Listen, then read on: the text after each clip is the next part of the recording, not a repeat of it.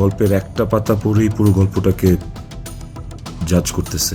অভিনেতা জাহের আলভির স্ত্রী ইকরার অস্বাভাবিক মৃত্যুকে ঘিরে ছবি জঙ্গনে যে ঝড় উঠেছে সেটা যেন থামছেই না।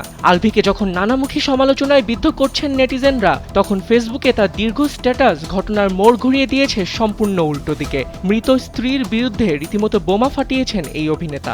সমস্ত কনভারসেশন ইকরার সাথে আমার শেষ পর্যন্ত আমি আপনাদেরকে স্ট্যাটাসে অভিনেতা জাহির আলভি ঘটনার সুষ্ঠু তদন্তের দাবি জানিয়ে বেশ কিছু বিস্ফোরক তথ্য তুলে ধরেন। পোস্টে তিনি দাবি করেন ২৫ থেকে ২৭ ফেব্রুয়ারি ইকরার কয়েকজন বন্ধুর বাসায় আসা যাওয়ার ঘটনা বাসার ভেতরের সিসি ক্যামেরায় ধারণ করা হয়েছে।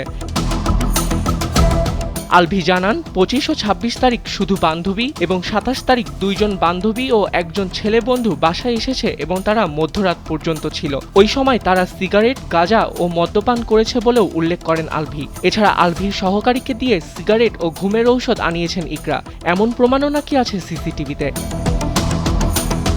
জানা যায় আলভির বাসায় ড্রয়িং ডাইনিংয়ে থাকা সিসিটিভি ক্যামেরার নিয়ন্ত্রণ শুধু ইকরার কাছেই ছিল। বর্তমানে সেই ফোন পুলিশ হেফাজতে রয়েছে এবং ফরেনসিক পরীক্ষার জন্য পাঠানো হয়েছে।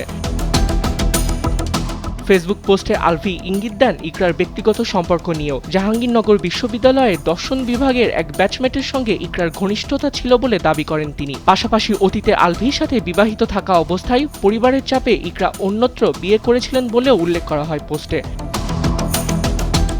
এছাড়া ইকরার মোবাইল ফোনের কল লিস্ট, মেসেজ ও সামাজিক মাধ্যমের কথোপকথন যেন সংরক্ষিত থাকে সে বিষয়েও তদন্তকারীদের নজর দেওয়ার আহ্বান জানান আলভি।